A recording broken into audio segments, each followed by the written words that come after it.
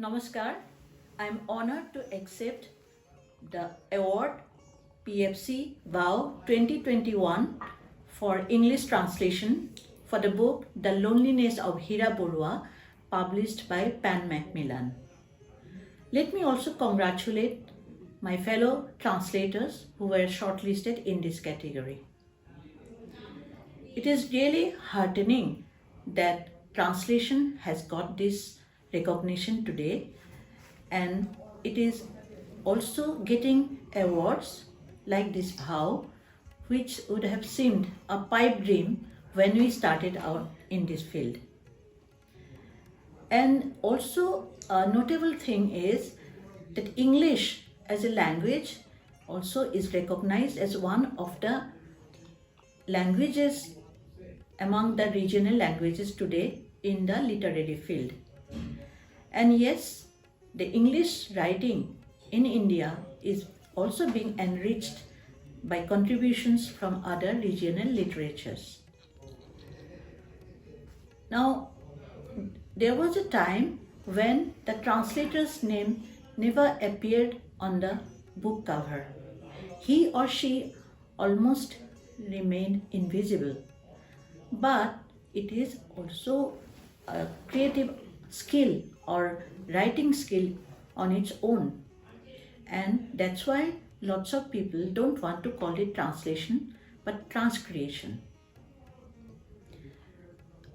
From the 1950s, when the Sahitya Akademi started its Bhasha translation project, to today, when many of the well-known publishers, many of them have headquarters abroad, recognizing Indian regional literature, and also there is demand for English translations, is indeed a big leap forward.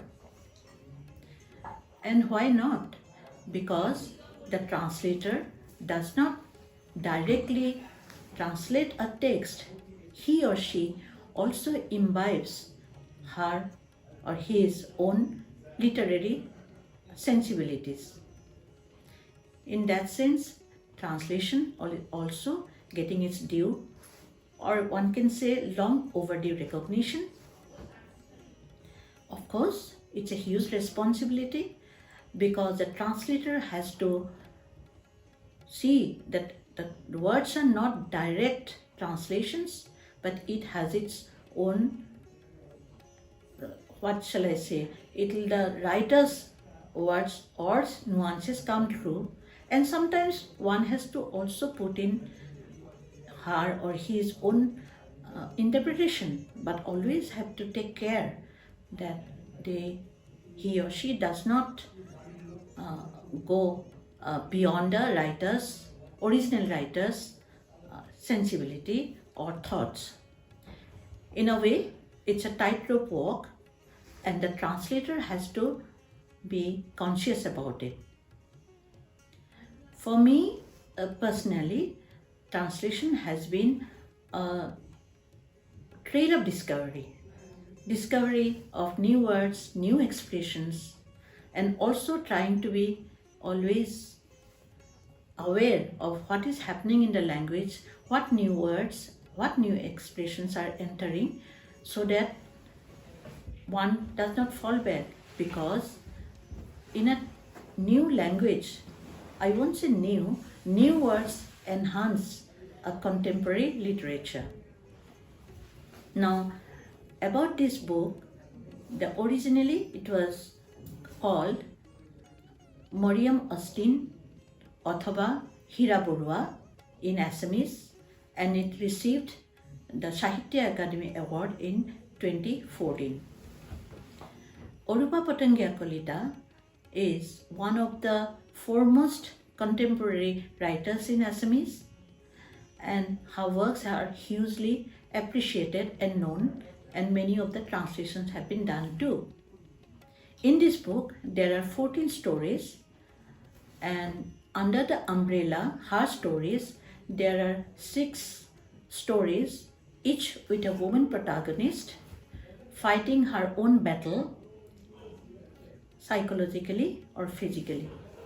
However, Though Arupa is known for her penchant for putting the woman's point of view, she likes to call herself a humanist. And so in her stories also, you'll see that both the views are propagated. For example, in the stories like a cup of coffee from Aunt Brinda, or there is no escape from hell, she looks unblinkingly at the deterioration of social values shown through the women characters.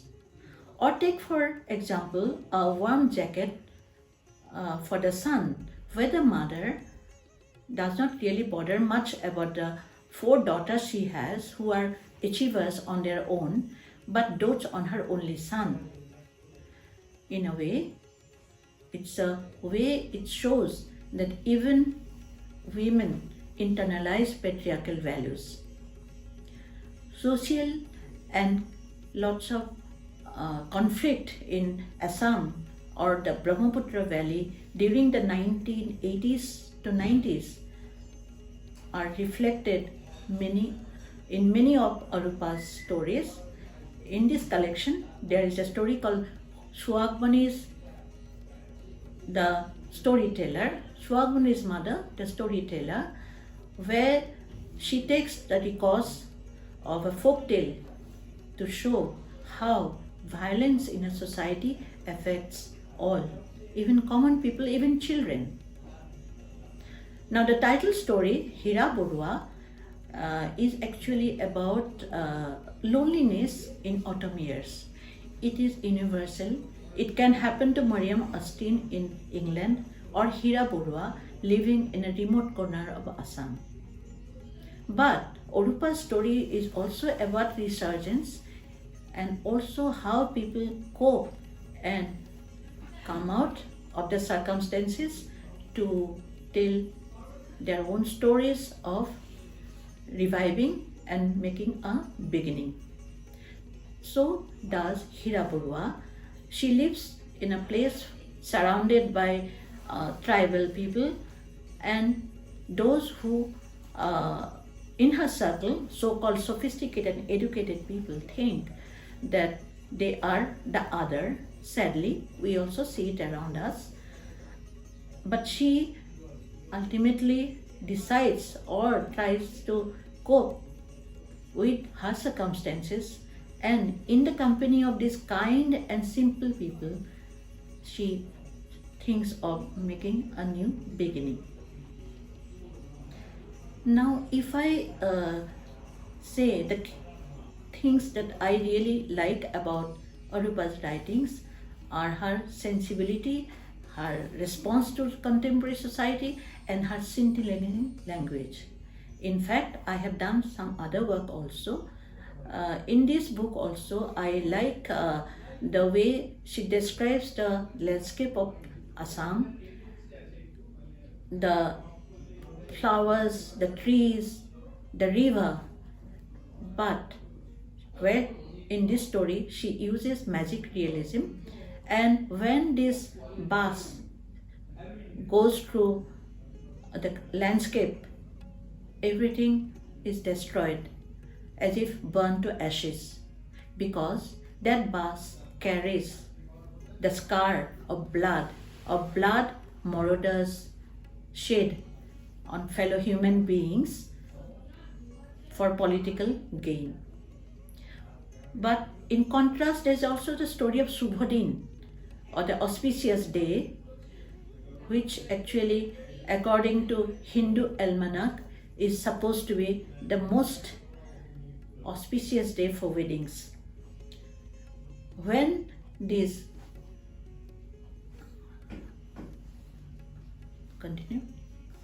when the whole capital city of Delhi is awash in glittering celebration, there is this boy Rajul living on the platform of Delhi railway station. And goaded by policemen, lazy policemen, he volunteers to collect the dismembered limbs of a suicide victim just to collect enough money to buy a second-hand jacket to stave off Delhi's winter.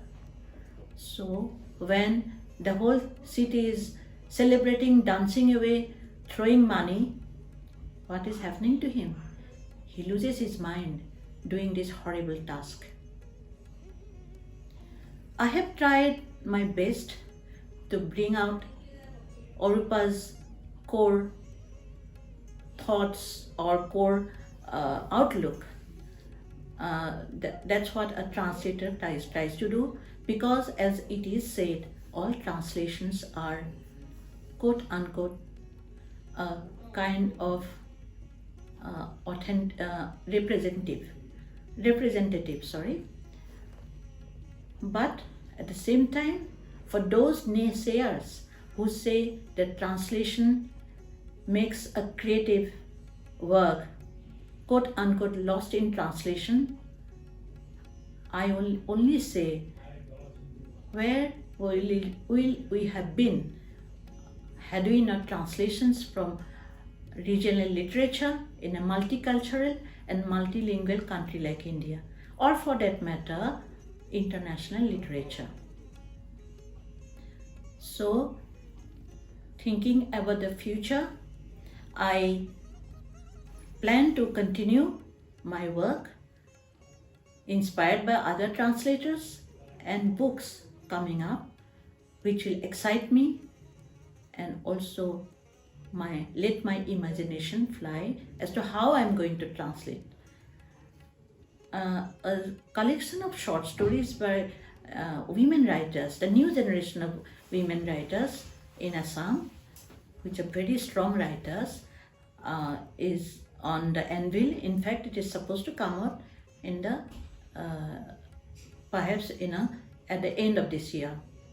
I'm also looking at non-fiction work on the social and cultural life and historically through the centuries of Assam, and perhaps a novel which I am reading now.